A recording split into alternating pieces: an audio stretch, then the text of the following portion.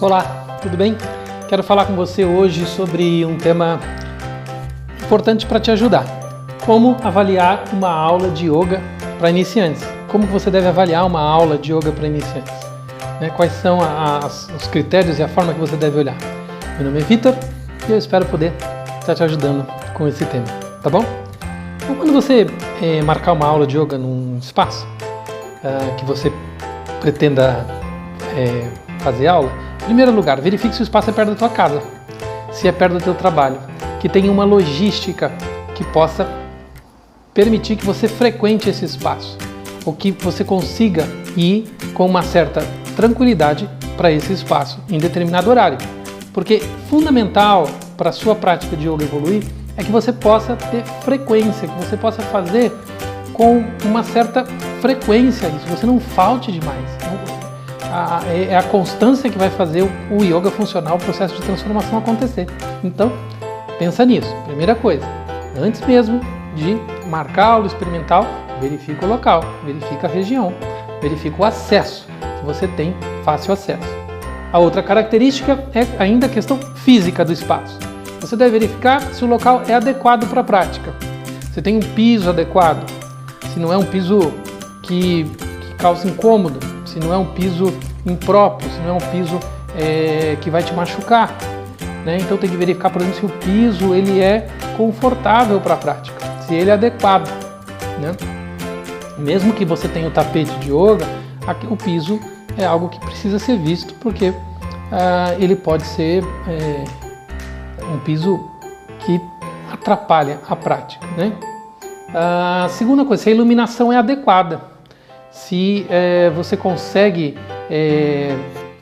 se perceber na prática, se olhar na prática. Eu já fiz aula de yoga em alguns espaços que a iluminação era muito ruim, assim, quase você não se via fazendo a prática, e aquilo era realmente prejudicial, para você fazer as correções das posturas, para se verificar, para se perceber o que estava sendo dito, o que estava sendo falado.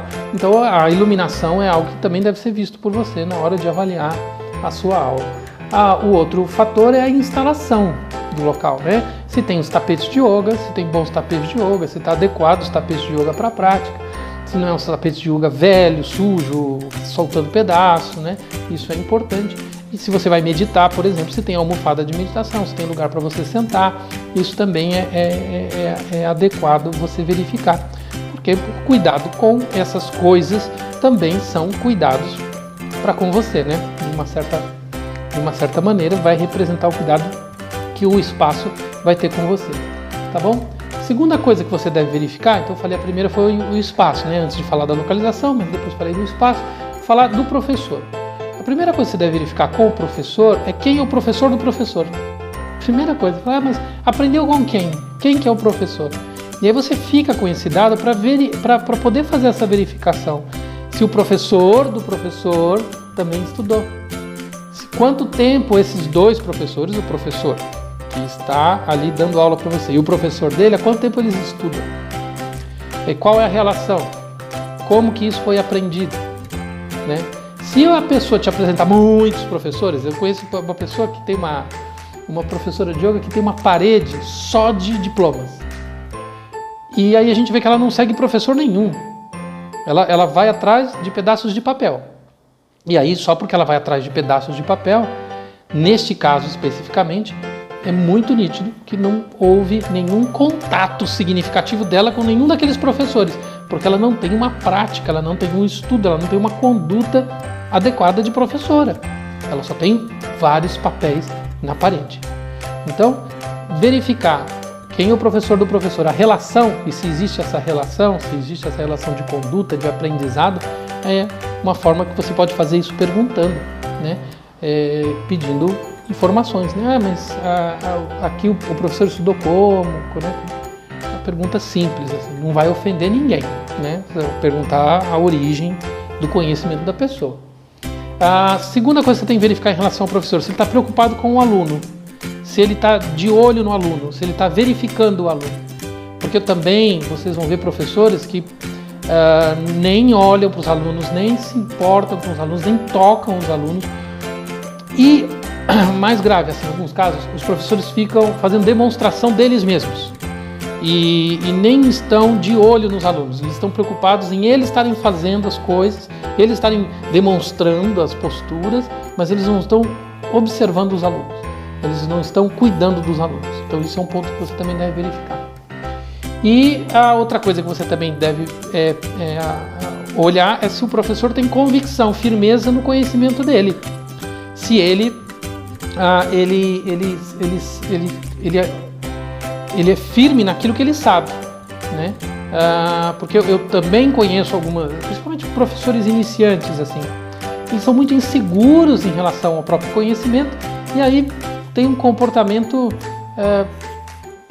que, apesar deles saberem o certo, eles não impõem o certo, eles não colocam o certo para ser praticado, né? Ficam com medo, o aluno está fazendo coisa errada, aí o que eu vou falar? Ele vai se sentir incomodado se eu falar que ele está fazendo coisa errada. Não, se o aluno estiver fazendo coisa errada, tem que falar, você está fazendo coisa errada, né? Tem que afirmar. Eu já vi coisas graves assim, né?